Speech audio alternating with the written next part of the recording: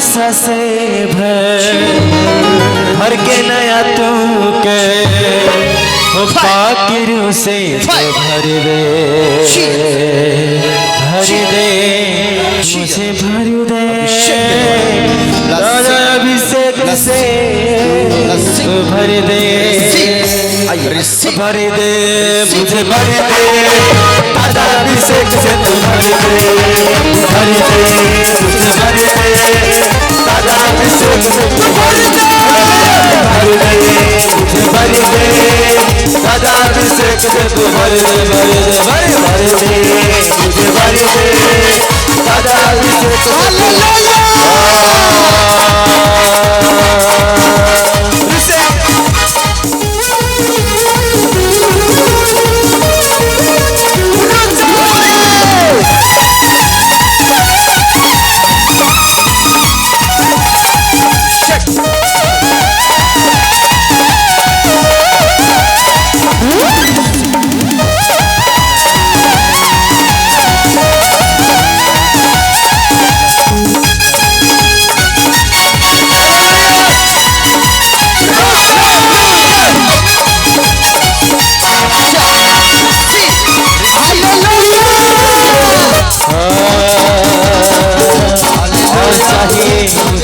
चाहिए तेरा जलाल हमें और चाहिए तेरा जलाल हमें और चाहिए जलाल मेरे यीशु का जलाल मेरे यीशु का जलाल मेरे यीशु का जलाल चाहिए तेरा जलाल और चाहिए तेरा जलाल और चाहिए तेरा जलाल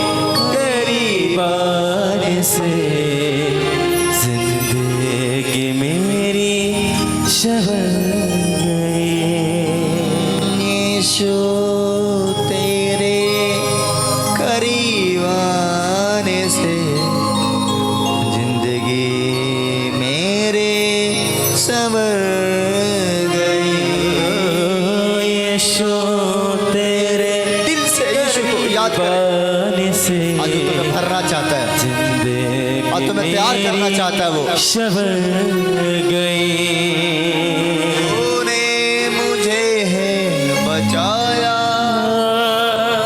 अपनी राह पे चलाया तूने मुझे है बचाया अपनी राह पर चलाया फिर बोलो तूने मुझे है बचाया अपनी राह पे चलाया तूने मुझे है बचाया अपनी राह पर चलाया मैं धन्यवाद करता रहूंगा मैं धन्यवाद करता रहूंगा मैं धन्यवाद करता रहूंगा यीशु धन्यवाद करता रहूंगा मैं धन्यवाद करता याद करो क्योंकि वो भला है वो आपको छूना चाहता हूँ, आपका भरना चाहता हूँ। मैं धन्यवाद करता रहूंगा। धन्यवाद धन्यवाद धन्यवाद धन्यवाद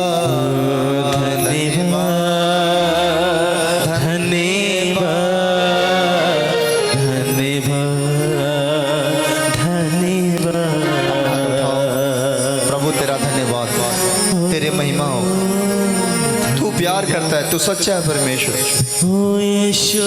हम तेरे करीब आते हैं परमेश्वर, अपने सारे बुराई को छोड़ते हुए, गुनाहों अपराधों पापों को छोड़ते हुए, हर गलत चीजों को छोड़ते हुए खुदा तेरे सम्मुख आता हूँ ताकि हमें तू बचाए। बोलो बोलो अपने मुंह से, तेरे करीब आने से जिंदगी मेरी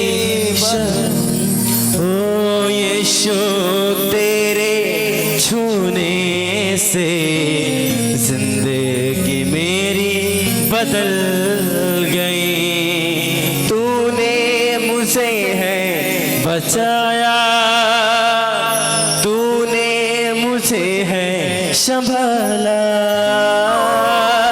तूने मुझे है बचाया, अपनी चलाया। मैं धन्यवाद करता रहूंगा, यीशु धन्यवाद करता रहूंगा। मैं धन्यवाद करता रहूंगा, यीशु धन्यवाद करता रहूंगा। मैं धन्यवाद करता रहूंगा, धन्यवाद करता रहूंगा। धन्यवाद धन्यवाद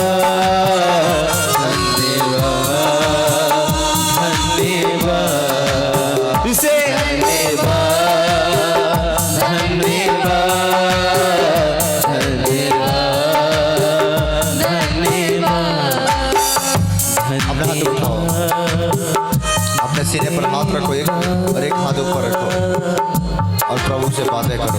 आंखें बंद करो, आत्मा और समर्पण के साथ जाओ, दीन होकर हम्बल होकर जाओ, प्रभु से बात करो।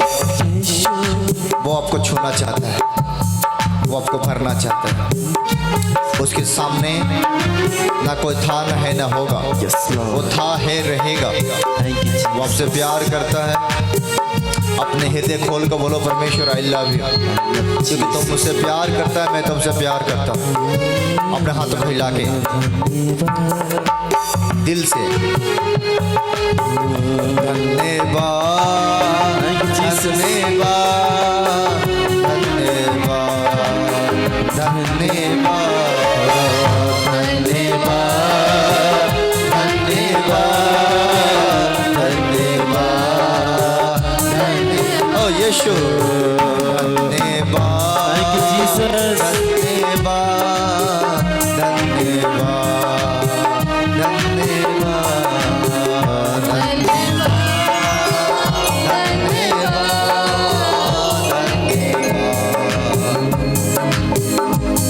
परमेश्वर आत्मा कह रहे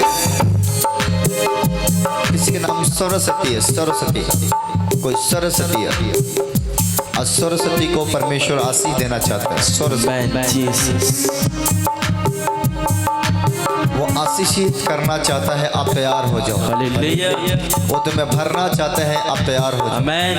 जितने आप खुदा के घर में हो वो तुम्हें देख रहा है। बाइबल के परमेश्वर कलाम में लिखा है यहोवा अपने डरवैयों को निहारता है, अपने लोगों को निहारता है, देखता है।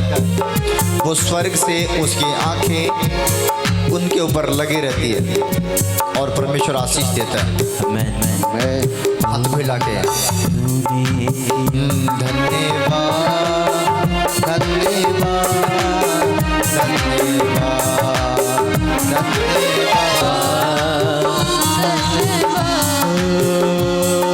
क्या दे सकता हूँ, क्या ला सकता हूँ, क्या दे सकता हूँ, क्या ला सकता हूँ, कह कहता हूँ मैं तुझे बस धन्यवाद धन्यवाद तुझे धन्यवाद धन्यवाद।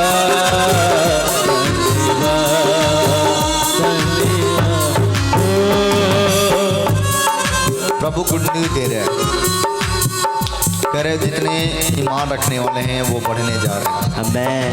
कह रहे जितने मुझ पे विश्वास करते हैं वो हजार हजार गुना बढ़े। हालेलुया। परमेश्वर ब्लेस कर रहा है।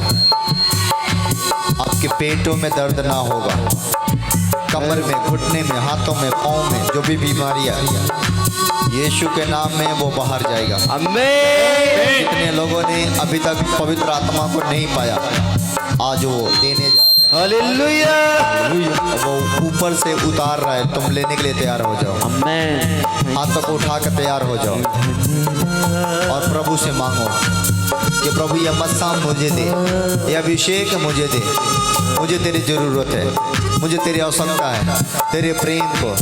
बोलो तेरा प्यार है महान, तेरा प्यार है महान, मैं जो पहले मुर्दा था तूने डाली मुझे जान। तेरा प्यार है महान, तेरा प्यार है जहान, मैं जो पहले मुर्दा था तूने डाली मुझ में जान। तेरा प्यार है महान, तेरा प्यार है जहान, मैं जो पहले मुर्दा था तूने डाली मुझ में सब पहले मुर्दा था तूने डाली मुझ में जान। क्यों ना बोलूँगा मैं तेरी जय जयकार, जय जयकार। क्यों ना बोलूँगा मैं तेरी जय जयकार। जय जयकार यीशु के लिए जय जयकार। तूने मेरे लिए क्या कुछ ना किया। जय जयकार, तूने मेरे लिए क्या कुछ ना किया। जय जयकार जय जयकार। कोई पूजा है, कोई अर्चना है, परमेश्वर छूने जा रहा है, आमेन। एक नया खुशखबरी देने जा रहा है। हालेलुया। कोई रिका खुदा आपसे बढ़ाने जा रहा है। आप बढ़ने जा रहे हो। आप हाथ उठाओ और आनंद हो जाओ, आनंदित हो जाओ अंदर से। बोलो आज का ब्लेसिंग मेरे लिए है, हालेलुया। आज का अभिषेक मेरे लिए है। आमेन। आज बोलो खाली नहीं जाएंगे, हालेलुया। लेकर जाएंगे। आमेन। और यीशु के लिए हाथ उठाकर बोलो हम लेकर जाएंगे। आमेन। और यीशु तू यहाँ है, तू यहाँ है और तू मुझे देख रहा है। यीशु ने तुम्हें सच में देख रहा हूँ। आमेन। मैं बताना चाहता हूँ जितने लोग यहाँ पर हैं जिसका नाम पी से, यम से, आर से, वाई से, भी से, और खुशखबरी के ऊपर खुशखबरी, खुशखबरी के ऊपर खुशखबरी। सुनो, लेकर जाओ, लेकर जाओ, हाथ फैलाओ, बोलो लेने जा रहे हैं। इसके दिल खोल के, कठोर नहीं, बोलो जो कुछ मेरा प्रभु सब कुछ तेरा। बोलो जो कुछ मेरा प्रभु सब कुछ तेरा, तूने दिया तेरा धन्यवाद हो, और आगे तू देगा तेरा धन्यवाद हो। हालेलुया। बोलो परमेश्वर हम तेरे सामने अपने खुले दिल से आते हैं, खुले मन से आते हैं। मेरे मन में कोई छल ना रहे, मेरे मन में कोई कपट ना रहे, मेरे मन में कोई गुनाह ना रहे। खुदा तेरे सामने आते हैं तो छू ले। तेरा प्यार है महान, तेरा प्यार है जहान, मैं जो पहले मुर्दा था तूने डाली मुझ में जान। तेरा प्यार है महान, तेरा प्यार है जहान, और क्यों ना बोलूँगा मैं तेरी जय जयकार, क्यों ना बोलूँगा, क्यों ना बोलो मैं फिर तेरी जय जयकार, फिर तेरी जय जयकार। जय जयकार, जय जयकार, तूने मेरे लिए क्या कुछ ना किया। जय जयकार, तूने मेरे लिए क्या कुछ ना किया। जय जयकार, जय जयकार, तूने मेरे लिए, जय जयकार, तूने मेरे लिए क्या कुछ ना किया। बोलेंगे जय जयकार, जय जयकार, तूने मेरे लिए क्या कुछ ना किया। जय जयकार, जय जयकार, तूने मेरे लिए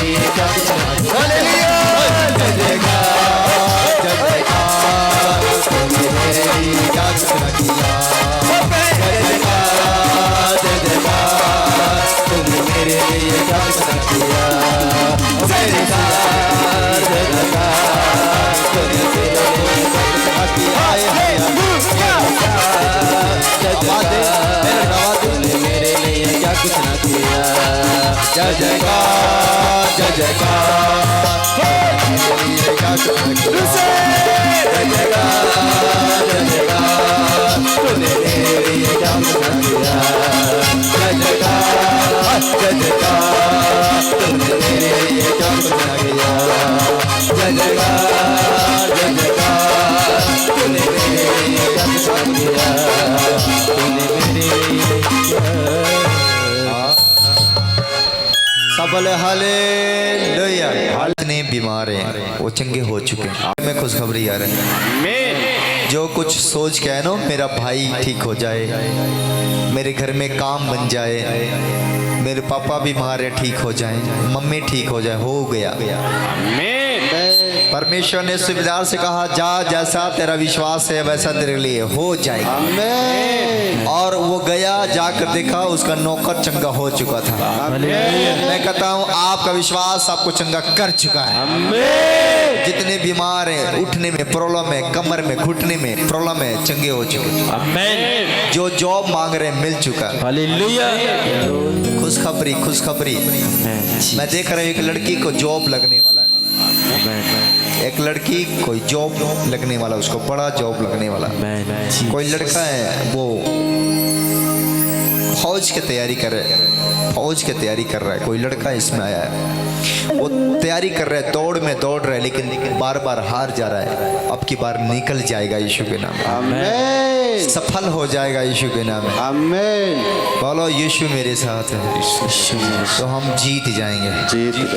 आमीन आमीन। सफल हालेलुया हालेलुया। आज बहुत सारे काम है। अभिषेक यीशु के घर में आते थे, ध्यान से सुनो। एक दिन ऐसा हुआ कि एक औरत को घर में जरूरी पड़ गया और वो चर्च नहीं आई, और एक सहेली उसके जो साथ में थी वो चर्च चली आई। जब वो चर्च चली आई और एक चर्च नहीं आई, एक चली गई घास करने के लिए, भैंस को खिलाने के लिए घास लाने चले गई। घास समझ रहे कि नहीं? एक औरत चल गई घास लाने के लिए और एक सहेली चर्च आ गई। ध्यान से सुनना।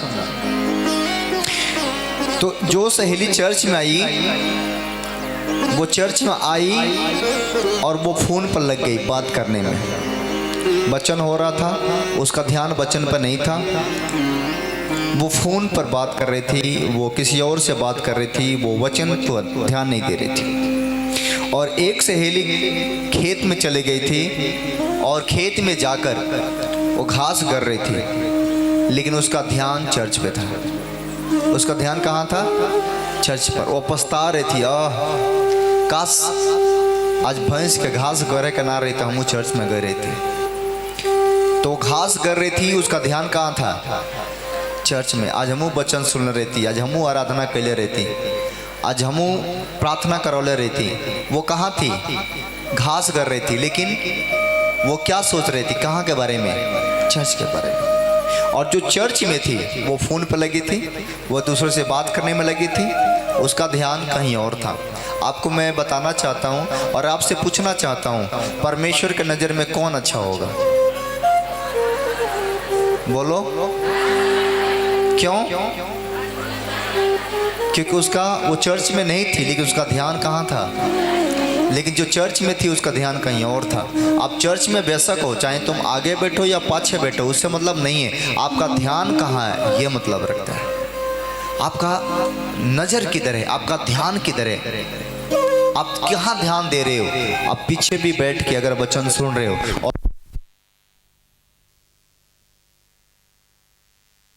हम कहाँ थे, ध्यान किधर है? आप चाहे पीछे बैठो, सुनो, ये भी हो सकता है कि हम यहाँ पर हैं, और ये हो सकता है कि कोई हमें बांस तक बैठ के सुनता हो सकता है कि कोई दुकान में बैठ के सुनता हो। आप अगर ध्यान यहाँ पर रह के भी आपका ध्यान यहाँ नहीं है, तो जितना आप आशीषित नहीं होंगे उससे ज़्यादा आशीषित तो बांस पर बैठ के सुनने वाला हो जाएगा। एक व्यक्ति का गवाही आया था मेरे पास। एक मुसलमान व्यक्ति थे और उनको परमेश्वर पर भरोसा नहीं था। वो अपने बेटी के साथ अपने पत्नी के साथ आए थे। उनको पत्नी ने बोली कि चर्च चलिए और बेटी ठीक हो जाएगी। तो वो चर्च में आने से मना करते थे, वो चर्च नहीं आते थे। तो वो क्या करते थे, अपने पत्नी को अपने बेटी को चर्च भेज देते थे, वो जाकर बांसता बैठे थे। तो एक बार क्या हुआ, मैं प्रचार कर रहा था तो बांसता बैठ के सुन रहे थे और उनको सुनाई दे रहा था यहाँ से जो वचन दे रहा था मैंने। तो वो वहाँ पर बैठ के मन में सोचने लगे कि अगर मेरा बेटी ठीक हो जाएगी तो हम पक्का चर्च में जाएंगे, गवाही देंगे। और वहाँ से बैठ के मेरे वचन सुन रहे थे, बांस तक बैठ के। और वचन सुनते सुनते क्या हुआ कि वो वचन खत्म हो गया, वो घर गए। दूसरे दिन उनको खुशखबरी मिल गया, वो बेचैन हो गए। और तीसरे दिन चौथा दिन जैसे हफ्ता संडे मीटिंग आया, वो दौड़ते हुए मेरे पास आए, मेरे पैर पकड़ के रोने लगे। मैंने बोला क्या हुआ बताओ तो सही। वो बोले मैं बहुत खुश हूँ। मैं बोला खुशी का राज क्या, कुछ बताओगे कि आखिर खुश क्यों। वो बोले कि मैं आपके चर्च में कभी नहीं आया, हम आते थे पत्नी को बेटी को छोड़ देते थे, बांसता बैठते थे। मैंने बोला खुशखबरी तो बता दो क्या है। वो बोले कि मेरे बेटी का उम्र 18 साल हो गया, उसके मासिक धर्म 18 साल से नहीं आता था। 18 साल में एक भी बार उसके मासिक धर्म नहीं आया था, पीरियड नहीं आया था उस लड़की को। और वो बहुत परेशान थी कि शादी कैसा होगा, शादी अगर हो जाता है तो इसका भविष्य खराब हो जाएगा। और वो सोच रहे थे बांस तक बैठ के कि अगर मेरा बेटी ठीक हो जाएगी, पीरियड आ जाएगा तो हम जाके गवाही देंगे। और देखो बैठ के वहाँ सोच रहे थे, उसी दिन उनका बेटी ठीक हो गई। सुबह में खुशखबरी मिल गया, बोलो आमीन। तो आप कहाँ से सुन रहे हैं? बहुत सारे लोग YouTube पर देखते हैं और बीमारी ठीक हो जाता है क्योंकि वो ध्यान लगाते हैं। फेसबुक पर देखते हैं ठीक हो जाते हैं क्योंकि वो ध्यान लगाते हैं। आमीन। आपका ध्यान होना चाहिए, आपका फोकस परमेश्वर की तरफ होना चाहिए। अगर आपका ध्यान परमेश्वर की तरफ है तो आप चंगे हो जाएंगे, बोलो आमीन। आप समझ रहे कि नहीं? एक व्यक्ति था, वो चर्च जाता था और वो चर्च जाता था हमेशा, तो वो परमेश्वर से कुछ नहीं मांगता था। वो परमेश्वर से यही बोलता था, परमेश्वर मुझे तुमको देखना है। क्या बोलता था? परमेश्वर मुझे तुमको देखना है, मतलब परमेश्वर मैं आपसे मिलना चाहता हूँ, आपको देखना चाहता हूँ। तो वो चर्च में जाता था, बैठता था, आराधना प्रार्थना करता था, सिर्फ यही बात बोलता था, परमेश्वर मुझे आपको देखना है, आपसे मिलना है। और वो मिल नहीं पाता था। वो करते करते लगभग 6 महीना दिन निकल गया और रोज जाता, हर संडे चर्च जाकर यही बोलता था, प्रभु मुझे तुम्हें देखना है, आपको देखना है। एक दिन क्या हुआ कि वो चर्च आ रहा था, जल्दीबाजी में दौड़ते हुए आ रहा था, उसको रोड पार करना था। तो जैसे रोड पार कर रहा था, ट्रक वाला आया, उसको ठोकर मार दिया। और जैसे वो ठोकर मार दिया, वो व्यक्ति गिर गया, बेहोश हो गया, उसका टांग टूट गया, वो चलने के लायक नहीं बचा। वहाँ पर कुछ लोग थे, उसको उठाए, उसको हॉस्पिटल लेकर गए, हॉस्पिटल में भर्ती कराए, उसका इलाज चलने लगा। डॉक्टर ने बोला इसको पैर टूट चुका है, अब ये चल नहीं सकता है। डॉक्टर ने क्या बोले, अब ये चल नहीं सकता है। उसको उसी दिन थोड़ा समय के बाद होश में आया और होश में आने के बाद वो लगा सोचने कि यार मेरा पैर टूट गया, मेरे को चर्च में जाना चाहिए था। देखो पैर टूट गया, उसका परवाह नहीं था, लेकिन चर्च जाने के लिए उसको बार बार दिमाग में ये आ रहा था, आज मुझे चर्च में रहना चाहिए, आज मुझे चर्च में रहना चाहिए, आज मुझे चर्च में रहना चाहिए। पैर की तरफ ध्यान नहीं दे रहा था। उसको पता था मेरा पैर टूट गया, मैं चल नहीं सकता, क्योंकि डॉक्टर ने बोला तो कभी चल नहीं सकता, तेरा पैर पूरे तरीके से टूट चुका है। लेकिन वो पैर का परवाह नहीं कर रहा था, वो प्रभु को परवाह कर रहा था। करता मेरे को प्रभु से मिलना था, आज चर्च जाना था, चर्च जाना था। 2 घंटे के बाद क्या हुआ, वो मन मन में सोच रहा था। तब तक उसके केबिन में जहाँ वो सोया था, वहाँ पर एक बूढ़ा आदमी आया। एक बूढ़ा आदमी आया। बूढ़ा आदमी ने उससे पूछा, बेटा तुझे क्या हुआ है? वो बताया कि मेरा पैर टूट गया, मुझे चर्च जाना था, आज मुझे प्रभु से मिलना था, मैं मिल नहीं पा रहा हूँ। 6 महीना से मेरे को प्रभु मिलना था, लेकिन आज भी मेरा पैर टूटने के कारण लग रहा है कि मैं कभी चर्च नहीं जा पाऊँगा। डॉक्टर ने बोला है कि तो चल नहीं पाएगा, मुझे प्रभु से मिलना था। वो बार बार प्रभु को जिक्र कर रहा था। वो बूढ़ा आदमी ने उसके पैर को छुआ और जैसे उसका पैर का छुआ, उसका पैर सही हो गया। जैसे बूढ़ा आदमी ने उसका पैर छुआ, उसका पैरों में जान आ गया, उसका पैर ठीक हो गया और उठ के वो बैठ गया। वो बोला कि आप कौन है कि मेरे पैर को ठीक कर दिए? बोले बेटा जिसको तू याद कर रहे तेरा पिता मैं यीशु। और यीशु ने अपने असली रूप में आया, उससे बात किए और कहा बेटा मैं सिर्फ तेरे लिए आया हूँ, आज चर्च में नहीं हूँ, आज मैं तेरे पास हूँ, क्योंकि तू यहाँ से भी दुख में भी तू मुझे पुकार रहा है। सुख में मेरे से मिलने आता था लेकिन मैंने तुमको कभी दर्शन नहीं दिया, लेकिन तू दुख में भी मुझे नहीं छोड़ा, इसलिए मैं तेरे सामने खड़ा हूँ। और परमेश्वर ने हॉस्पिटल में दर्शन दिया। मैं आपको बताना चाहता हूँ, कई बार आप सुख में प्रभु से नहीं मिल पाते, दुख में आपको प्रभु परखता है, बीमारी में परखता है। कई बार मौसम खराब करके परखेगा, बारिश डाल के परखेगा कि आप जा पाते हो कि नहीं मेरी मीटिंग में, मेरे घर में, वो चेक करता है। और प्रभु ने उसे दर्शन दिया। मैं करूँ वो दर्शन आप पाने वाले हो। आपका ध्यान किधर है? सबसे बड़ी बात है ध्यान किधर है। आप खेत में रहो, खलियान में रहो, मकान में रहो, शादी विवाह में जाओ, कहीं भी जाओ, आपका ध्यान किधर है ये मायने रखता है। आपका ध्यान प्रभु की तरफ होना चाहिए। कोई भी हालत हो, कोई भी कंडीशन हो, आपको चर्च नहीं छोड़ना चाहिए, मीटिंग नहीं छोड़ना चाहिए। आप जब सब कुछ छोड़ के आओगे तो सब कुछ पाओगे, लेकिन जब सब कुछ पा कर आओगे तो यहाँ से कुछ नहीं पाओगे। इसलिए प्रभु के लिए आओ। आमीन। परमेश्वर के वचन में कहता है अगर तुम मुझे पाना चाहते हो, अगर तुम मुझसे कुछ लेना चाहते हो, तो परमेश्वर कहता है कि जो तुम्हारे पास है वो सब मुझे दे दो, और जो मेरे पास है तुम ले लो। आमीन। एक व्यक्ति को ब्लेसिंग तब मिलती है जब वो सब कुछ छोड़ के प्रभु को समर्पण करता है। एक बार प्रभु यीशु मसीह ने एक व्यक्ति से कहा कि तुम मेरे पीछे हो लो। क्या कहा? तुम मेरे पीछे हो लो।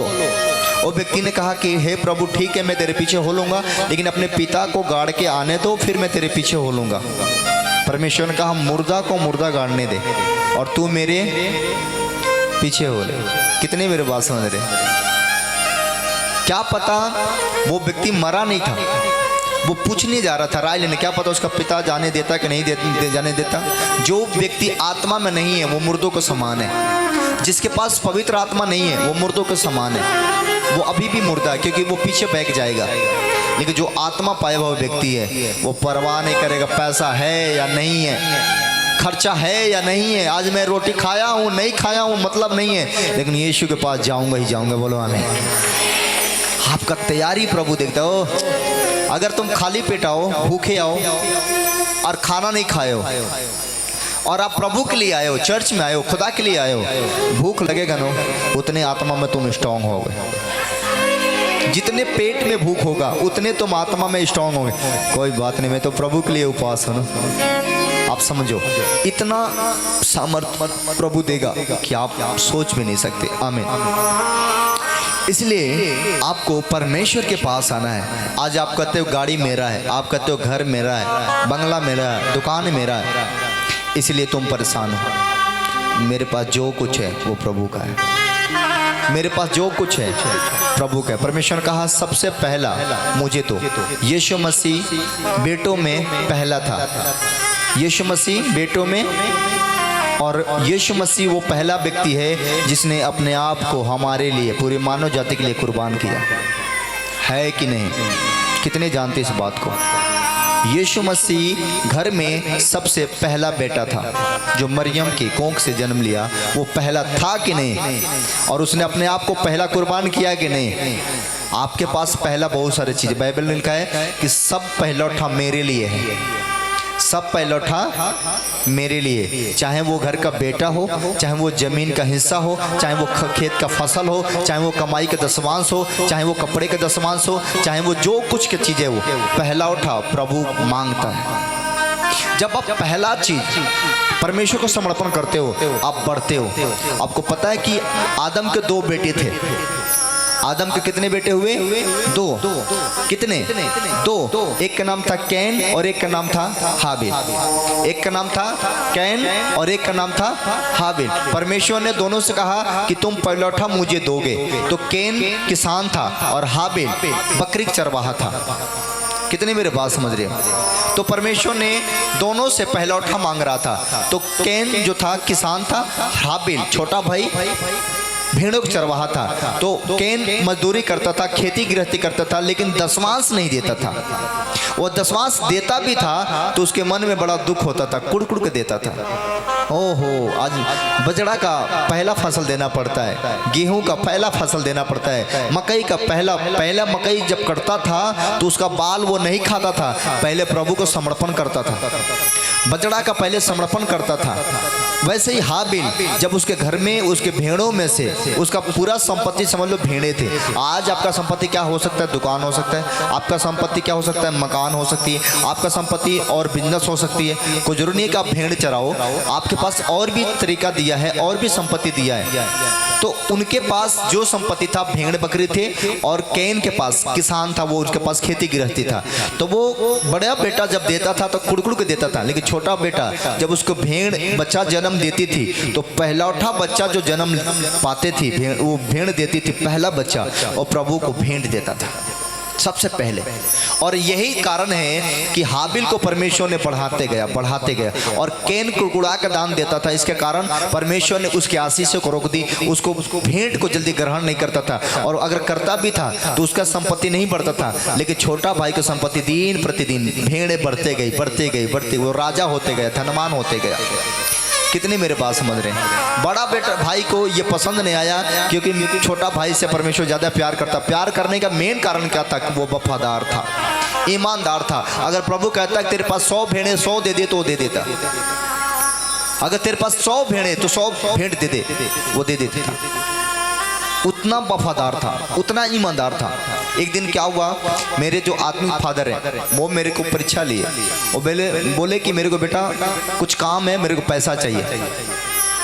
वो कुछ 3 लाख रुपया था, और मेरे पास 3 लाख था ही नहीं। वो एक तुम बोले बेटा मेरे को चाहिए, परीक्षा के घड़ी था, पैसा नहीं था। मैंने सर जी को बुलाया, मैंने बोला मेरे पास इतना पैसा नहीं, लेकिन पापा ने कह दिए हैं कि मेरे को चाहिए। क्या पता इसका क्या प्लानिंग है, इसका क्या योजना है। मैंने प्रार्थना किया घुटने टेके, प्रभु मेरे पास इतना नहीं है, मैं क्या करूं। उसके बाद कुछ पैसा मैंने अलग अलग रखा था, मैं सोचा चलो उसको ले आते हैं, और कुछ चर्च में पैसा था, मैंने इकट्ठा किया। 3 लाख से ज़्यादा पैसा अपने पास हो गया। भरोसे नहीं था कि इतना पास मेरे पास इतना पैसा होगा, और हुआ, और वो पैसा मैंने दे दिया। उस समय पता क्या था, हमारे पास 50,000 नहीं था कि चर्च का सामान खरीदें, ऐसा कंडीशन था। और वो पैसा मैंने उसी समय भेजा, और जैसे वो भेजा प्रभु ने मेरे आशीष से खोल दी। बोले हम आपको प्रभु देख रहे हैं कि आपका समर्पण क्या है। आज आपसे बोला जाए कि 10,000 खुदा के घर में दो, आपके पास पड़ा है, लेकिन आप देने के लिए तैयार नहीं है। आप सोच रहे हैं कि ये मेरे कल काम आएगा। मैं आपको बता दूं, अगर जो व्यक्ति ये सोचता है ये पैसा कल बीमारी में काम आ सकता है, राशन में काम आ सकता है, तो 100% वो राशन में जाएगा या तो बीमारी में जाएगा, वो प्रभु के काम में नहीं जाएगा। अगर आप पैसा रखे हो और यहाँ पर चर्च में काम आ गया, लिंटर कराना है, आपको 10,000 रुपया देना है। अगर आपने कहा कि चलो अपने बेटा के लिए, अपने बेटी के लिए, अपने लिए तो मैंने 1 लाख कर्जी ले लिया, तो मैं प्रभु के लिए 10,000 उपाय करके दूंगा। अगर आपका समर्पण है, मैं आपको लिख देता हूँ, बाइबल में लिखा है, सारे दशमांश भंडार में ले आकर मुझे आजमाओ, चेक करो कि मैं तुम्हारे लिए आशीषों के बारिश करता हूँ कि नहीं करता हूँ। एक बार चेक करो। आप मनुष्य के लिए नहीं, आप खुदा के लिए देकर। जब आप समर्पण करोगे, मेरे पास जो अब मेरे पास 500, प्रभु तेरा है, 200 है तेरा है, 1000 है तेरा है, प्रभु तूने दिया, तेरे मर्जी से मिला। क्या पता उसको देने के बाद हमें कुछ और मिल जाए, क्या पता उसको देने के बाद मेरे लिए परमेश्वर बड़ा डोर खोल दे, क्या पता वो देने के बाद परमेश्वर मेरे लिए बड़ा रास्ता खोल दे। कुछ भी कर सकता है आपका परमेश्वर, और आपका परमेश्वर कमजोर नहीं है। मुझे आज तक बताओ कि किसी एक व्यक्ति के बताओ कि जो परमेश्वर को जानता हो और भूखा मर गया हो, जो परमेश्वर को जानता हो रोटी के लिए मर गया हो, पैसे के लिए मर गया हो। ऐसा कभी नहीं हुआ। जो यीशु को जानता है दिन प्रतिदिन परमेश्वर बढ़ाते जाता है। बोलो आमीन। लेकिन वफादार रहना, आपके लिए से हम इतने वॉलंटियर हैं, इसमें प्रभु चेक करता है तुम्हारे पास क्या समर्पण है, तुम दो। जब मैं सेवा कर रहा था, मेरे पास पैसा नहीं था दान देने के लिए। कई बार ऐसा होता था कि हम पड़ोसी से लेकर दान करते थे, 10 रुपया, 5 रुपया, 20 रुपया, दूसरों से मांग के। ईमानदारी से बताता हूँ, खुदा के घर में बैठा हूँ और खुदा इस बात को गवाह है कि कई बार हमने दूसरों से पैसा लेकर दान किया, लेकिन किया है, कभी खाली नहीं गया। जब हम लोग संडे मीटिंग जाते थे, उससे पहले पर्स में जो हमारा बाइबल होती थी, संडे मीटिंग आने से पहले 10वां इसके अंदर होती थी। इसके बाइबल के अंदर होती, दशमांश इसमें डालते थे और इसको पैक करके रखते थे, और जब खुदा के घर में संडे मीटिंग में जाते थे वो निकाल के जमा करते थे।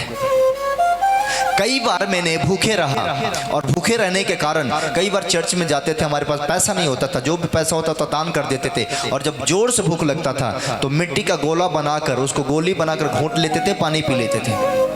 ऐसा भी मैंने जिंदगी जिया है। हम भी भर नहीं, मेरे साथ एक आध लोग और थे वो भी ऐसा ही करते थे। और जब ज़्यादा भूख लगता था तो अंगोछा का गुच्छा बना के पेट पर, नाभि पर रखते थे और मुंह के बल सोते थे ताकि भूख खत्म हो जाए, लेकिन प्रभु के लिए वफादार रहते थे। उसी रात को बोला जाता था टेंट खोलो तो खोलते थे, उसी रात को बोलता था टेंट लगाओ तो लगाते थे। भूख लगा है लेकिन खुदा के काम से नहीं हटते थे, समर्पण रखते थे। खुदा तू देखता है। मैं कभी नहीं सोचा था कि हम एक प्रॉफिट हो सकते हैं, पास्टर हो सकते हैं, एक सेवक बन सकते हैं, लेकिन खुदा जानता है ना मैं क्या बन सकता हूँ। बाइबल में लिखा है परमेश्वर शरीर को नहीं, परमेश्वर मन को चेक करता है। बोलो आमीन। आपका शरीर कितना सुंदर है, कितना गोरा है, कितना काला है, मायने नहीं रखता। आपका विश्वास कितना मजबूत है खुदा के प्रति, आपका समर्पण कितना मजबूत है परमेश्वर के प्रति, आपकी आत्मा कितना जुड़ा हुआ है परमेश्वर के प्रति, ये मायने रखता है। मैं आपको बताना चाहता हूँ, आप कई बार देखोगे एक एक पास्टर बड़े काले हैं, बिल्कुल काले काले। सऊदी में जाओ, फॉरेन में जाओ, जगह जगह देखो कितने कई कई जगह ऐसे ऐसे लोग हैं, जिस जगह ऐसा है वहाँ के पास्टर बिल्कुल काले हैं, लेकिन उनका दिल बड़ा है, उनका मन बड़ा है। उनके कलीसिया में समर्पण करने वाले लोग बड़े हैं, और कलीसिया वो देखोगे लाखों में, हजारों में, करोड़ों में पड़ा हुआ है। बोलो हमें, आपका दिल देखता है परमेश्वर। आप अभी कोई बीमार है, आप 1000 के बदले 50,000 लगाओगे, फर्क नहीं पड़ता, लगाओगे कहीं से। खुदा के घर काम करने के लिए आप नहीं करते हो, इसलिए परमेश्वर कहता है मेरे तरफ फेरो, अपने सब कुछ जो तुम्हारे पास है एक बार लेकर मेरे पास आओ, समर्पण करके आओ। एक वचन पढ़ेंगे हम थोड़ा सा, पहला कुरिन्थियों उसका 1 उसका 25 आयत से लेके 31 आयत तक। आप शरीर की तरफ देखते हो, ये शरीर की तरफ, शरीर की इच्छा की तरफ, लेकिन प्रभु की तरफ नहीं देखते हो। जिस दिन तुम प्रभु की इच्छा की तरफ देखना शुरू कर दोगे आप आशीषित हो जाओगे। बोलो आमीन। आप आशीषित हो जाओगे, मैं सच कहता हूँ तुम आशीषित हो जाओगे यीशु के लिए। पढ़ेंगे पहला कुरिन्थियों 1 उसका 25 से लेके 31 आयत तक।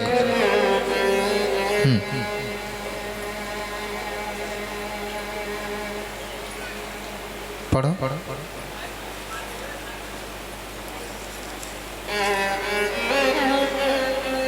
कितना टाइम लगा दिया?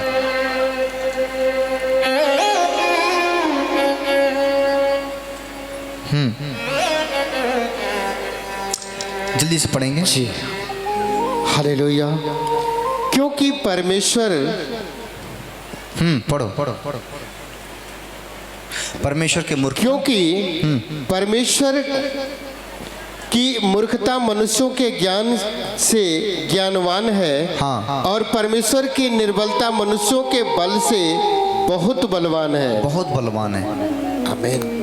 परमेश्वर के मूर्खता, अगर परमेश्वर, बाइबल लिखा, अगर वो लोग उसको मूर्ख बोलते थे, तो मूर्ख है, लेकिन फिर भी वो कहता था कि मैं तुमसे ज़्यादा ज्ञानवान हूँ, तुमसे ज़्यादा समझदार हूँ, तुमसे ज़्यादा बलवान हो। बोलो आमीन। आमीन। क्योंकि मैं आया नहीं, मैं भेजा गया। प्रभु आया नहीं, प्रभु भेजा गया था, और वो इसलिए आया था ताकि हम सबको बचा सके। बोलो आमीन। आमीन। आप आए नहीं, आप चुने गए हो। आमीन। आप बोलो हम आए नहीं, हम चुने गए हैं। और चुनने वाला कौन है? परमेश्वर। अगर प्रभु ने चुना है तो उसका बड़ा योजना है। आमीन। आमीन। परमेश्वर की निर्भरता मनुष्य के बल से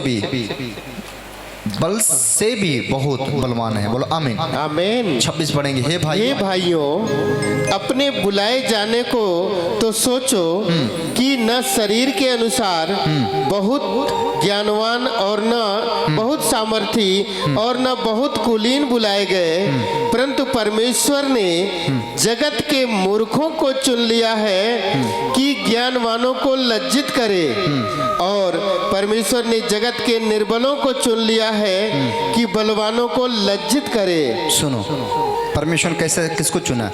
जगत के मूर्ख को। किस लिए? ताकि ज्ञानवानों को।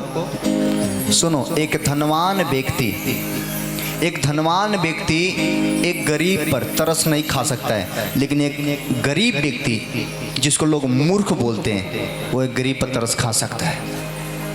अगर धनवान के पास 1 करोड़ रुपया है और गरीब मर रहा है वो नहीं पूछेगा, लेकिन अगर कोई मूर्ख है उसको पास खाने के लिए भी पैसा नहीं है और कोई व्यक्ति बीमार है तो मूर्ख आदमी अपना पैसा निकाल कर दे सकता है, अपना कुर्ता दे सकता है, अपना कपड़ा दे सकता है। आप समझ रहे कि नहीं? इसलिए परमेश्वर ने किसको चुना? जगत के मूर्खों को, ताकि ज्ञान माने, जो ज्ञानवान व्यक्ति है लज्जित हो। अगर किसी का बेटी का शादी है और आपके गांव में 4 लोग धनवान हैं, 4 लोगों ने 500 रुपया दिया और आप गरीब होकर भी 5000 रुपये दिए, तो सबसे बड़ा धनवान कौन हुआ? आप बताओ, सबसे बड़ा धनवान कौन हुआ? गरीब, जिसने 5000 का सहयोग किया। आप समझो मेरे बात को। परमेश्वर ने मूर्खों को क्यों चुना? कि मूर्ख जो लोग व्यक्ति होता है उसको पता नहीं होता है, वो लालची नहीं होता है, वो व्यक्ति लालची नहीं होता है, वो घमंडी नहीं होता है। उसको जैसा बोलोगे वैसा करेगा। एक वो जैसा कहोगे ऐसा कर तो वैसा ही करेगा। बोलोगे दिन भर काम कर, दिन भर काम करेगा। दिन भर ये करो वो करो, जो कहोगे वो करेगा, क्योंकि उसको ज्ञान नहीं है। लेकिन ज्ञानवान व्यक्ति वो अपने ज्ञान पर घमंड करता है, लेकिन मूर्ख व्यक्ति अपने परमेश्वर पर घमंड करता है। बोलो आमीन। इसलिए ज्ञानवान लज्जित होंगे, क्योंकि मूर्ख व्यक्ति उसके सामने अच्छा काम करेगा और सबसे आगे निकल जाएगा। बोलो आमीन। आमीन। कितने मेरे बात समझ रहे? मूर्ख को परमेश्वर ने मूर्ख क्यों कहा? क्योंकि मूर्ख प्रेस होंगे। एक बालक समझो, वो उसके पास ज्ञान नहीं है। एक छोटा बच्चा ज्ञान मान, उसको लालच नहीं है, ना पैसा का लालच है, ना धन का लालच है, ना कपड़ा का लालच है, ना किसी प्रकार का छोटा बच्चा को लालच नहीं है। परमेश्वर बाइबल में लिखा, क्यों लिखा? कि बालकों को मेरे पास आने दो, क्योंकि वो निर्बुद्धि है, उसके पास बुद्धि नहीं। जब वो मेरे पास आएगा तो मेरे आदर करेगा। लेकिन अगर बड़ा बेटा ज्ञानवान व्यक्ति मेरे पास आएगा तो आदर नहीं करेगा। इसलिए परमेश्वर ने जगत के मूर्खों को चुना ताकि उसके सामने ज्ञानवान लज्जित हो। आमीन। जब एक गरीब व्यक्ति को सम्मानित किया जाता है तो ज्ञान शर्मिंदा हो जाते हैं। बड़े बड़े लोग जहाँ बैठे होंगे स्टेज पर और वहाँ पर एक गरीब व्यक्ति का सम्मान किया जा रहा है, तो पता है बड़े धनवान लोग क्या करेंगे? ऐसा करेंगे। प्रभु ने कहा, मैं तुम्हें उस ऊंचाई पर लेकर जाऊंगा जहां से ज्ञानवान शर्मिंदा हो जाएंगे। बोलो आमीन। इसलिए परमेश्वर ने कहा कि तुम्हारे पास जो कुछ है उस पर घमंड ना करो, तुम समर्पण करो, बोरी खाली करो, भरा जाएगा, प्रभु ने भरेगा। आमीन। है ना? बोरी कहते हैं खाली करो, है ना? मटका खाली करो। विधवा के पास मटका था, थोड़ा सा तेल था। परमेश्वर का खाली बर्तन लेकर आओ। उसने, एलिसा ने क्या कहा? क्या बोला? बताओ, खाली बर्तन। जितना तुम्हारे अड़ोसी पड़ोसी में खाली बर्तन है उसको क्या करो? लेकर आओ और उसमें थोड़े थोड़े तेल डाल दो। उसमें थोड़े थोड़े तेल डाल दो, और जैसे वो थोड़े थोड़े तेल डाली वो मटका भर गया। प्रभु आपसे कहता है खाली बर्तन लेकर आओ, मैं तुम्हें भर के भेजूंगा। बोलो आमीन। खाली दिल लेकर आओ, मैं तुम्हें भर के भेजूंगा। बोलो आमीन। कितने मेरी बात समझ पा रहे हो? खाली मटका आपका शरीर हो सकता है कि आप खाली हो, आत्मा में नहीं हो। इसलिए कहते हैं कि तुम बाइबल ने कहा है कि जगत को मूर्खों को चुना, क्योंकि वो नहीं जानते थे, वो कुछ नहीं जानते हैं। गरीब का बच्चा बीमार होता है तो सरकारी हॉस्पिटल में जाता है, और धनवान के बेटा बीमार होता है तो बड़े बड़े जो बड़े बड़े हॉस्पिटल है उसमें जाता है। कितने मेरे बात समझ रहे हैं? आप यीशु के पास आए हो, आपके खाली बर्तन भर दिया जाएगा। आमीन।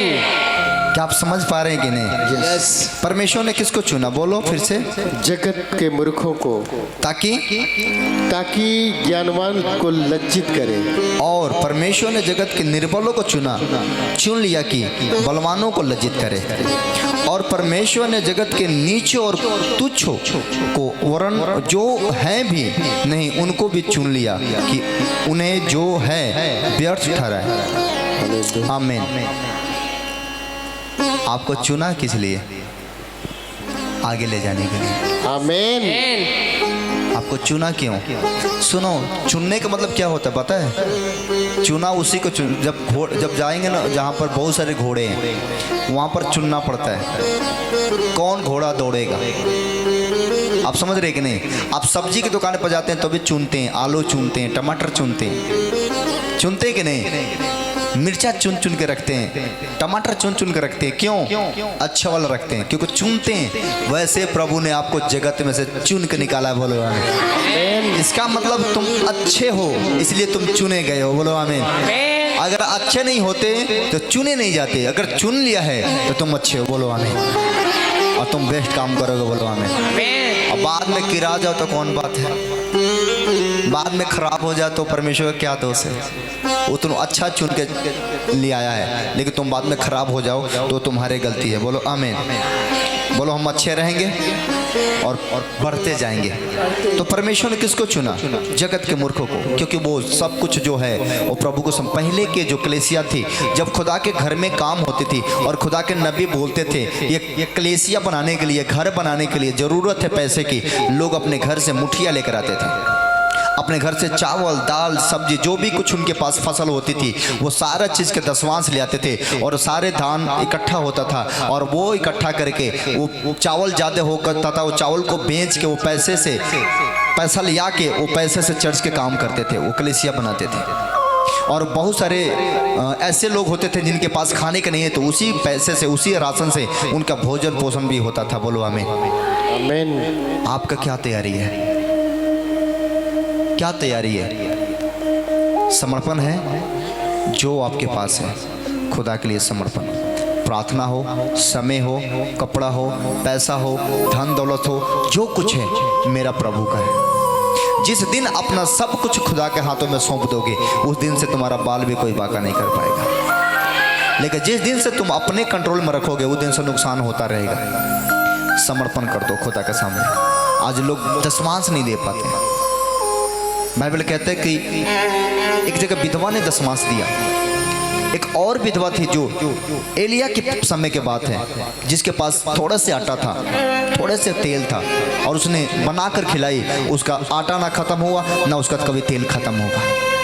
आप कब समझोगे? कब आप समझ पाओगे इस बातों को? खुदा तुम्हें बढ़ाना चाहता है, लेकिन तुम जितने में हो उतने में लेकर बैठे हुए हो। आपको लग रहा है कि मेरे लिए इतनी बहुत है, और यही दिन है कि तुम आगे नहीं बढ़ पा रहे हो। मैं आपको एक बात सच कहता हूँ, जिस दिन तुम खुदा के लिए वफादार हो जाओगे, कोई भी संकट तुम्हारे पास नहीं आएगा, कोई भी दुख तुम्हारे पास नहीं आएगा, क्योंकि तुम निर्भर खुदा के ऊपर हो। तुम्हारा भरोसा खुदा के ऊपर है, इसलिए तुम तैयार रहो। खुदा तुम्हें बढ़ाना चाहता है। आमीन। आमीन। परमेश्वर ने, जब मैं प्रार्थना कर रहा था, प्रभु ने जाकर बोला मुझे, जाकर कलीसिया के लोगों को बोल। वो समर्पण नहीं करना चाहते, वो देना नहीं चाहते, और लेना बहुत कुछ चाहते हैं। डोर कब खुलेगा? रास्ता कब खुलेगा? बाइबल में लिखा है, भेंट मनुष्य को मार्ग खोलता है। भेंट मनुष्य को क्या करता है? मार्ग, मतलब होता है रास्ता खोलता है, और बड़े लोगों के पास पहुंचाता है। आप तैयार हो जाओ खुदा के लिए। एक एक रुपया में वफादार हो जाओ, एक एक वचन में वफादार हो जाओ, एक एक प्रार्थना में वफादार हो जाओ, एक एक उपवास में वफादार हो जाओ। समर्पण करो खुदा के सामने। दुख तो होगा, लेकिन जब सुख आएगा तो आनंद जीवन के लिए आएगा। सुनो, यीशु मसीह भी नहीं चाहता था कि मैं क्रूस पर चढ़ूं। मानव धर्म, मानव रूप धर के आया, मनुष्य बन के आया, और मनुष्य को कष्ट होता है। अगर आप मनुष्य हो, आपको आज पता लग जाए फांसी पर चढ़ना है ना, तो आपको हड्डियां कांप जाएगी, हालत खराब हो जाएगी, समझो। लेकिन वो 33.5 वर्ष धरती पर रह गया। आप कम मत समझो। वो मतलब अभी हम लोग बाहर जाते हैं, जब बाहर लोग जाते हैं, जहाँ पर बाहर में 4 जगह के लोग आते हैं, 10 जगह के लोग रहते हैं, लेकिन जाने के बाद क्या होता है? आदमी हो जाता है, घुल मिल जाता है। घुल मिल जाता है कि नहीं? तो वहाँ से आने का मन नहीं करता है, मन तक करता है यार दोस्त रह रहे हैं, आज से इनके से दूरी बन गए। मतलब इतना लगाव हो जाता है मनुष्य से कि वो कभी अलग होना नहीं चाहता है। घर में 4 परिवार है, लड़ाइयाँ झगड़ा तो होती है, लेकिन एक परिवार अगर नाराज होकर चले जाए तो उस दिन पता है घर में लगता है कि कोई है ही नहीं है। एक भाई कोई घर में से नाराज होकर निकल जाना तो घर का बेशक लोग उस पर नाराज हैं, लेकिन जैसे वो निकल के चला जाएगा तो लगेगा घर में कोई है ही नहीं है, खाली खाली। आप समझ रहे कि नहीं? उदास हो जाता है। यीशु मसीह जब दुनिया में आया, उसने भी चाहता था कि मैं लोगों के साथ रहूं, लेकिन उसको योजना था अगर मैं रुक जाऊंगा तो मेरा प्रभु की महिमा नहीं होगी। उस जानता था सब कुछ, और वो प्रेम क्यों करता था? आप अपने यीशु को कभी गाली देते हुए सुना है? यीशु को कभी लड़ाई करते हुए सुना है? यीशु को कभी विरोध करते हुए सुना है? क्योंकि यीशु को कन्फर्म पता था कि मुझे काम पूरा करके वापस जाना है, और यीशु को यह भी पता था कि जब तक मैं काम पूरा नहीं कर दूंगा मेरे को मृत्यु नहीं आएगी और मुझे कोई छू नहीं पाएगा। और मैं आपको यही बात बताना चाहता हूँ कि जब तक यीशु आपको ना चाहे आपका बाल भी कोई पाका नहीं कर सकता। आप किस बात से डर रहे हो? किस बात से घबराए हुए हो? किस बात का चिंता करते हो? बीमारी से घबराए हो? गरीबी से घबराए हो? चिंता से घबराए हो? ये तुम्हारा सोच है। लेकिन मेरा यीशु कहता है कि जब तक मैं ना चाहूँ तुम्हारा कोई बाल बाका नहीं कर सकता। तुम्हें भी पता है कि हमें आज नहीं तो कल चला जाना है, हमें मरना है, हमें सोना है प्रभु में। पता है कि नहीं? सबको पता है कि नहीं? किस बात का चिंता है, डर है? आप खुदा के सामने प्रेम रखो, लोगों से प्रेम रखो, आप समर्पण रखो, जो कुछ है प्रभु का समर्पण करो ना। अगर तुम एक दिन खुदा के लिए उपवास रखे हो, एक दिन मान लो चर्च में दान कर दी, तुम्हारे पास पैसा खत्म हो गया, एक दिन तुम्हारे पास पैसा नहीं है, तो आपको मैं बताना चाहता हूँ उसका हिसाब प्रभु आपको देगा ही देगा। ओ मेरा खुदा के घर में इतना खजाना है कि तुम्हारा जेब कभी खाली होगा ही नहीं। बाइबल में लिखा है कि मैं तुम्हें गुप्त में गड़ा हुआ धन दूंगा। कब? जब तुम वफादार हो जाओगे तब। ऐसे नहीं दे दूंगा। बाइबल में लिखा है कि मैं तुम्हें गुप्त में जमीन में गड़ा हुआ धन दूंगा। लिखा है कि नहीं? वो कब देगा? जब तुम उसके लायक बन जाओगे, जब उसके सामने उस लायक बन जाओगे, वो तुम्हें सब कुछ कहेगा, ये मेरे बेटा ये खोल, ये इसमें खजाना है तेरे लिए। ओह, एक बात मैं बता दूं, मैं सच्चाई, जो यीशु का दीवाना है वो कभी धन का दीवाना नहीं होगा। जो यीशु का दीवाना है वो कभी दौलत का दीवाना नहीं बनेगा। जो यीशु का दीवाना है उसके पास पैसा है या नहीं है, खाने को है या नहीं है, वो आनंदित है। मैं खाऊं या ना खाऊं यहोवा का धन्यवाद करता रहूंगा। आप उसके दीवाना बनो, फिर तो आपको फर्क नहीं पड़ता। उसके बाद मैं बताता हूँ, सुनो, अगर आप जो व्यक्ति दिल से खुदा का दीवाना हो गया, खुदा का दीवाना, मैं ईमानदारी से बताता हूँ, अगर घर में कोई टेंशन वाला बात भी हो गया तो उसको फर्क नहीं पड़ेगा। अगर कोई रो रहा है ना तो फर्क नहीं पड़ेगा। एक एक भक्त ऐसे प्रभु के निकले, एक एक सेवक घर से ऐसे निकले, उनके बाल बच्चे घर द्वार सब कुछ है, लेकिन वो खुदा के लिए समर्पण करते, वो कभी पीछे मुड़ के नहीं देखे। और सबसे बड़ा रोग क्या है, सबसे बड़ा बीमारी क्या है? मेरा बच्चा क्या खाएगा, मेरे पत्नी क्या खाएगी, मेरे पति क्या करेगा, ये क्या करेगा। और इसी में परिवार उलझा हुआ है, इसी में फंसा हुआ है। मेरा पति क्या बोलेगा मेरे को, पत्नी क्या बोलेगी, बेटा क्या बोलेगा, ये इसी में उलझे।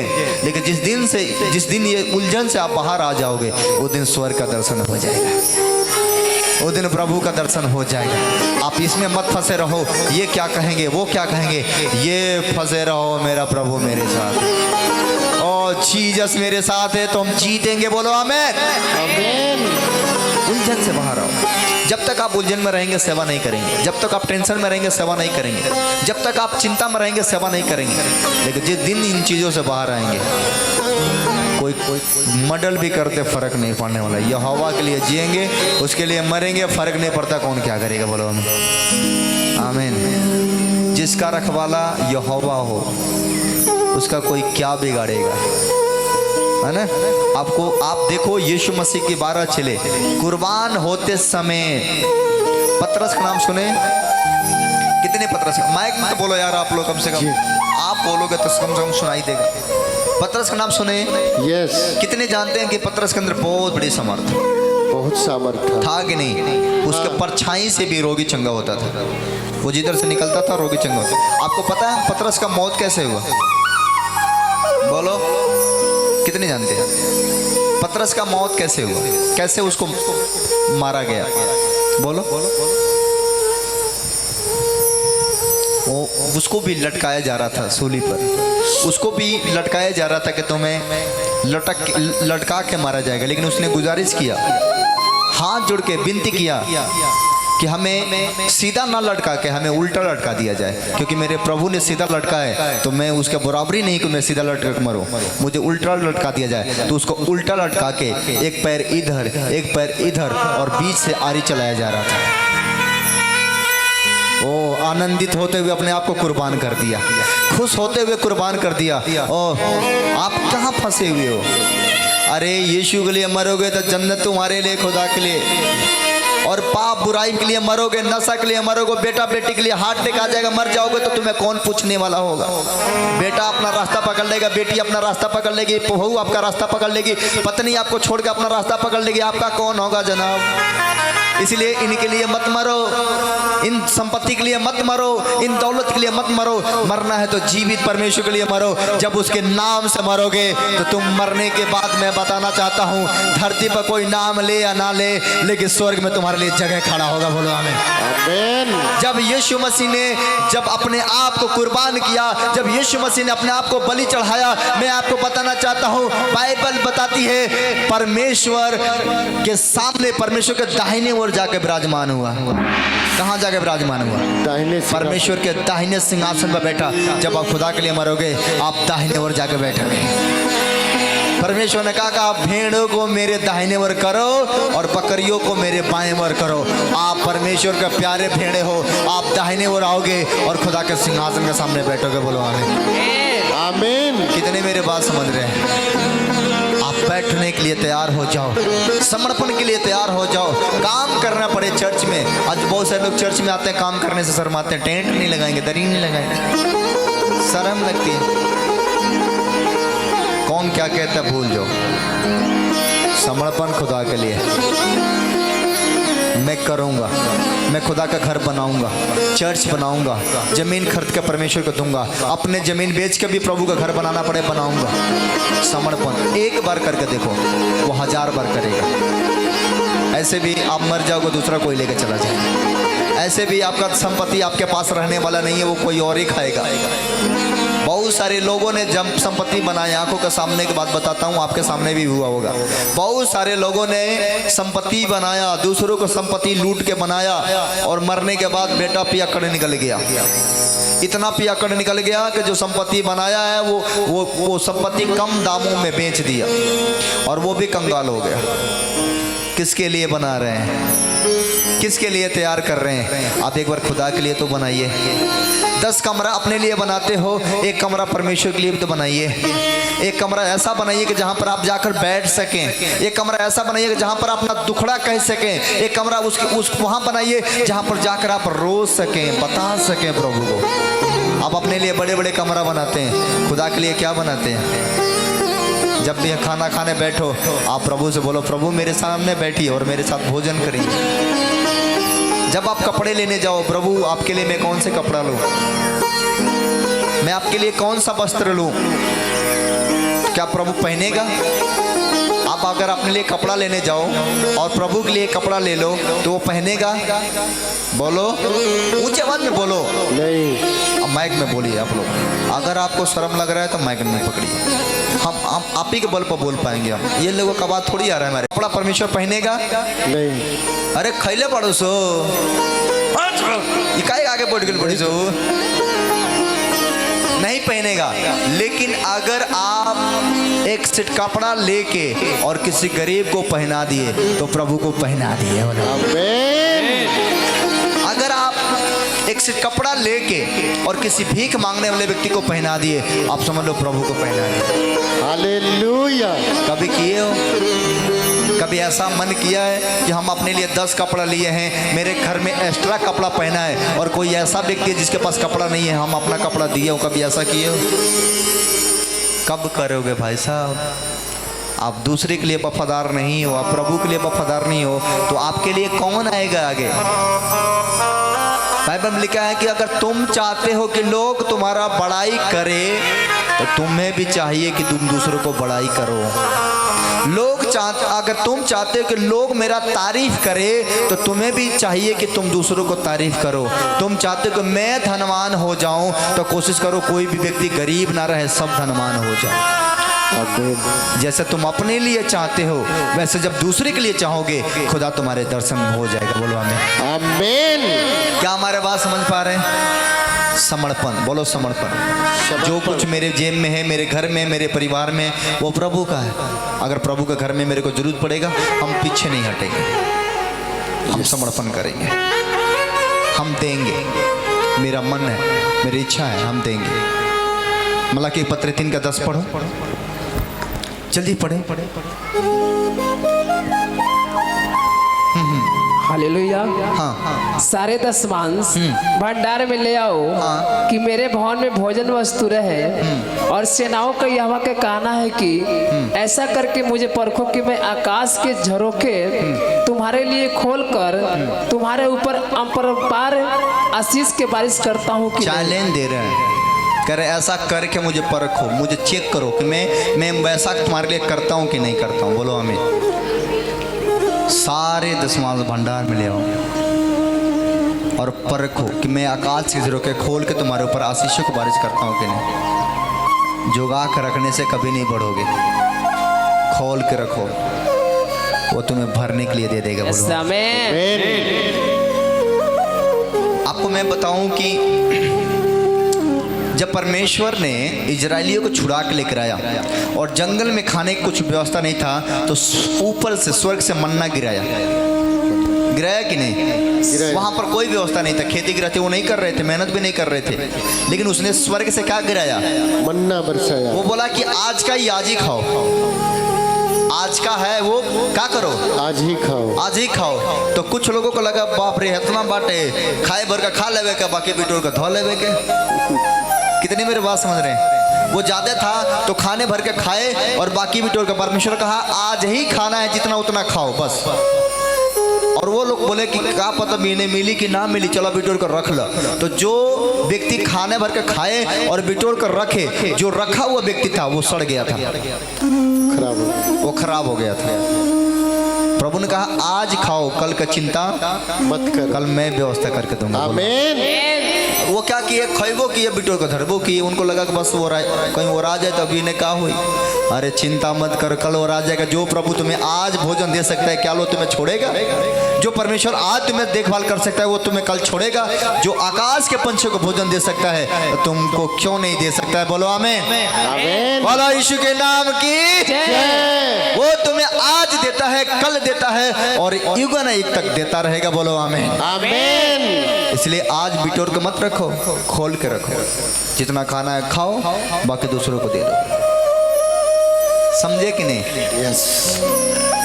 कितने लोग समझ गए? नहीं समझे?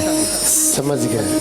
दिल खोल के रखो, भेंट खोल के रखो, समर्पण करके रखो। खुदा तुम्हें बढ़ाने जा रहा है। आमीन। ओ मेरा खुदा मेरे साथ है। आमीन। कितने समर्पण करोगे? कंजूसी करोगे? कंजूसी करने वाला व्यक्ति कभी नहीं बढ़ता, कभी नहीं। लेकिन जो दिल खोलता है उसके लिए दरवाजा खोलता है।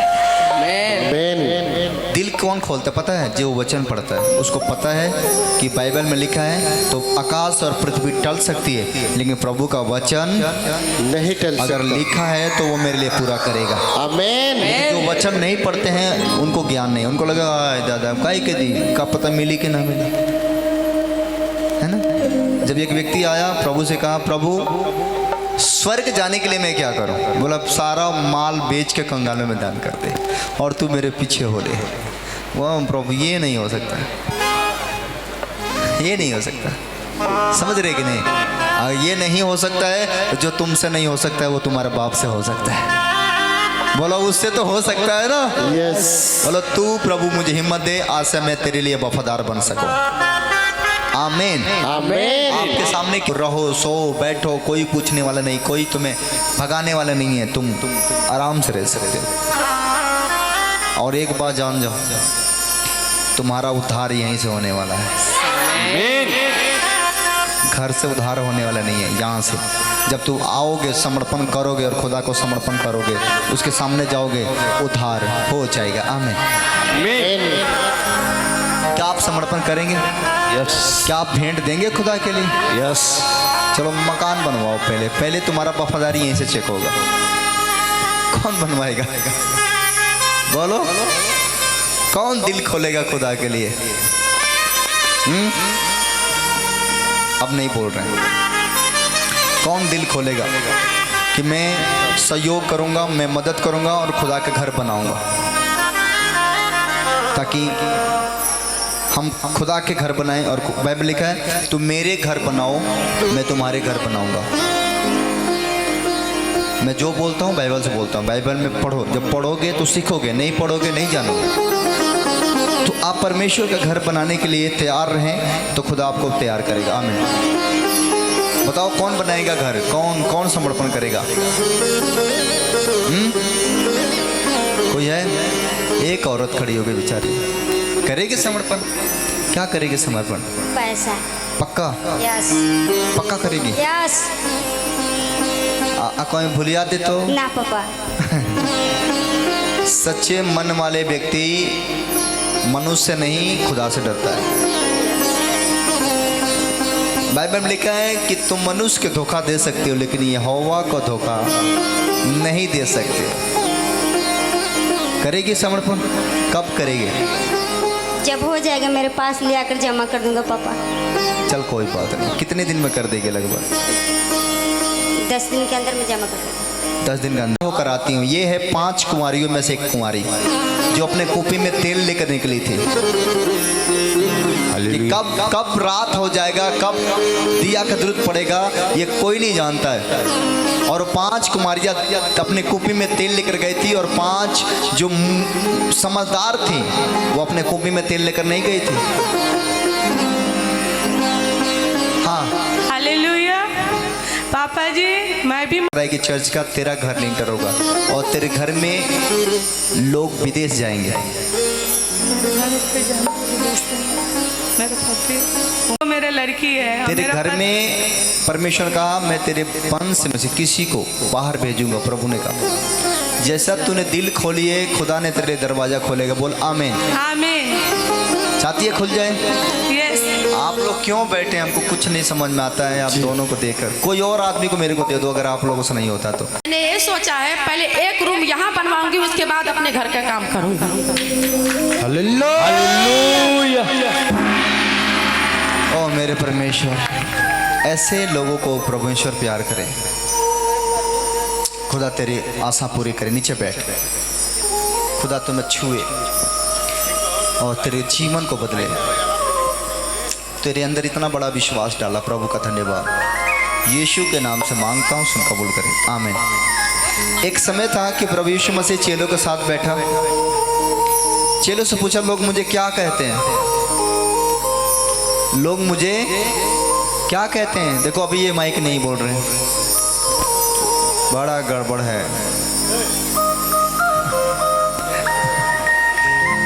यीशु ने चेलों से कहा कि लोग मुझे क्या कहते हैं? क्या कहते हैं? कोई ने कहा एलिया कहते हैं, कोई ने कुछ कहा, कोई ने कुछ कहा, लेकिन पतरस ने कहा तू परमेश्वर का पुत्र यीशु है। प्रभु ने कहा, परमेश्वर यीशु ने कहा ये बातें तेरे मन में कोई और नहीं डाला, ये मेरे पिता की तरफ से है। बोलो आमीन। जिसके मन को मेरे पिता छुएगा वही व्यक्ति आगे बढ़ता है। ये मेरा समर्पण है, वो पिता का छूने से होता है। आमीन। खुदा आपको ब्लेस करे और आशीषित हो। जो लोग तैयार हो रहे हैं खुदा उन्हें बढ़ाए। बोलो आमीन। आमीन। तू करना चाहते समर्पण? पक्का?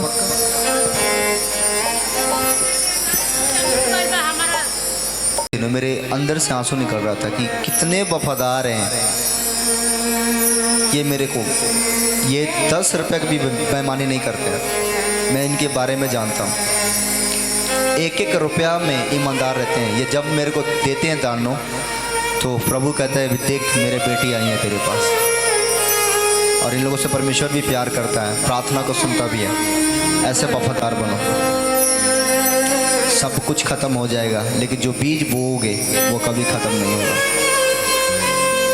एक और लड़की वो इसका पीछे वाले, तू खड़ा हो जा बेटा, खड़ा हो जा। पीछे पीछे दुख जो, हाँ वो, ये यीशु के नाम ब्लस ब्लस। मैं दोनों दोस्त बताना चाहूँगा, कोई कुछ भी बोलता है अच्छा बोले सुनना, बुरा बोले नहीं सुनना, क्योंकि तुम बुरे के लिए नहीं तुम अच्छे के लिए चुने गए हो। रिसीव करो। हम चाहो खुदा तुम्हें प्यार करे और तुम्हें बढ़ाए। आमीन। कोई व्यक्ति ऐसा करना चाहता है, उसका नाम नंबर मेरे को लिख के देना है और वो व्यक्ति डायरेक्टली मुझे मिलेंगे, मुझसे बात करेंगे। मैं जब वो आएंगे तो वो मुझसे मिलेंगे ताकि मैं उनके लिए दुआ कर सकूं। आमीन। सफल हालेलुया। हालेलुया। तो आपको समर्पण करना है, प्रभु के लिए समर्पण करना, बलिदान चढ़ाना। जब परमेश्वर के लिए आप समर्पण करते हो, परमेश्वर आपको बहुत ऐसा आशीष देता है। आमीन। हालेलुया। और आत्मा में स्ट्रॉन्ग करता है, बढ़ाता है। आमीन। क्या हम बढ़ने के लिए तैयार हैं? प्रभु करे मैं तेरे लिए तैयार है। पहला तुम्हें समर्पण करना, दूसरा काम मन फिराना। दूसरा काम क्या करना है? मन फिराना। मन फिराओ। मन फिराने का मतलब क्या है?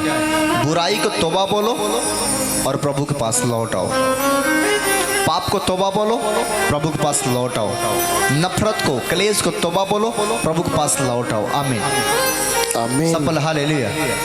बेटा गेट बंद करवा दो, गेट बंद, उसका 20 आई था।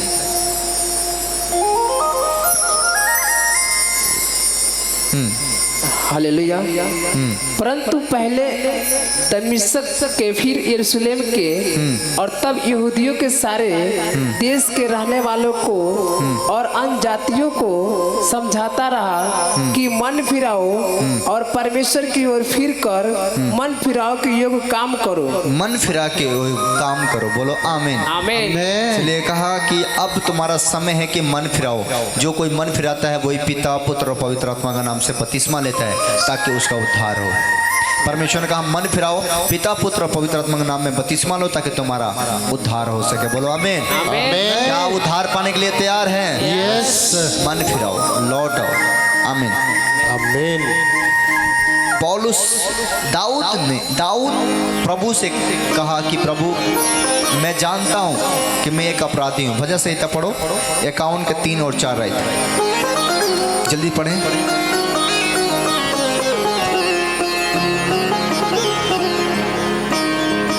हालेलुया।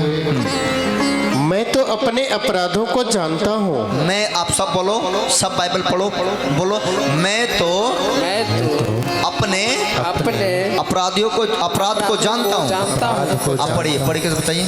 मैं तो अपने अपराधों को जानता हूँ और मेरा पाप निरंतर मेरी दृष्टि में रहता है। मैंने केवल तेरे ही विरुद्ध पाप किया और जो तेरी दृष्टि में बुरा है वही किया है ताकि तू बोलने में धर्मी और न्याय करने में निष्कलंक ठहरे। आमीन। सब बोला हालेलुया। हालेलुया। कितने समझ पाए? परमेश्वर के सामने उसने अपने पापों को माना, अंगीकार किया और उसने बचाया गया। बोलो आमीन। आमीन। पढ़ो 35 के भजन संहिता 32 के 5। यस। हालेलुया। हाँ। जब मैंने अपना पाप पढ़ो सब कोई। जब मैंने अपना पाप तुझ पर प्रकट किया और अपना अधर्म न छिपाया और कहा मैं यहोवा के सामने अपने अपराधों को मान लूंगा। आमीन। आमीन। तब तूने मेरे अधर्म और पाप को क्षमा कर दिया। आमीन। आमीन। आमीन। क्या आप समझ गए? यस। चलो अपने गुनाहों को, पापों को क्षमा मांगो, बपतिस्मा के लिए तैयार हो जाए। उससे पहले हम अपना भेंट को घुमाएंगे और जो लोग समर्पण करना चाहते हैं, प्रभु के घर में भेंट सहयोग देना चाहते हैं, वो अपना नाम नंबर नोट करेंगे और वो लोगों से वो जब आएंगे तो वो लोग मुझसे मिलेंगे डायरेक्टली ताकि मैं उनके लिए स्पेशली प्रार्थना करूंगा और परमेश्वर उनको आशीष देगा। और ये जैसे आप इस काम को करेंगे खुदा आपको बहुत आशीष देगा। आमीन। आज का समय है कि हम अपना दशमांश, अपना भेंट खुदा के घर में दें। अपने हाथों को उठा के खुदा के सामने समर्पण करें, दिल खोल के उसके सामने आए, देर ना करें, अपने मन को कठोर ना बनाएं, अपने मन को हम्बल बनाएं और खुदा के लिए बिल्कुल दिल खोल दें ताकि वो तुम्हारे लिए दरवाज़ा खोल सके। आमीन, हालेलुया। हम एक आराधना करेंगे और सब अपने स्थान पर बैठे रहेंगे और भेंटों को घुमाएंगे। खुदा ब्लेस करेगा। दान दशमांश, दान दशमांश आपको जहाँ है यहीं देना, झोली में डालना है, स्पेशल किसी के हाथ में नहीं देना है। अपना भेंट दान दशमांश निकालो, खुदा के घर में दो। और कोई व्यक्ति हाथ में दान दशमांश किसी का नहीं देगा। आप अपना भेंट झोली में डालें, दशमांश झोली में डालें। खुदा आपको देखता है, लोग देखे या ना देखे, खुदा आपको देखता है, खुदा आपको ब्लेस करेगा। और जो लोग सहयोग देना चाहते हैं वो बुलाकर अपना नाम नोट कराएं ताकि परमेश्वर उनसे बातें कर सके। महान सामर्थ्य परमेश्वर तो सुनता और चंगा करता है। प्रभु सच में ये लोग दिल खोलने के तैयार हैं, आज से लौट कर तेरे पास आने के तैयार हैं। खुदा इन्हें फिर एक नया मौका दे और ये जब भेंट दान दशमांश देंगे खुदा ये 1000 गुना बढ़ेंगे। प्रार्थना करता है मेरे परमेश्वर, मेरे प्रार्थना तुझ तक पहुँचे। अपना स्वर्ग भंडार खोल और उनको आशीष को बारिश कर। यीशु मसीह के नाम में मांगता हूँ, सुन कबूल करे। बोलो आमीन। ओके, भेंट घुमाते रहें, बैठे रहें। और कोई भी व्यक्ति आज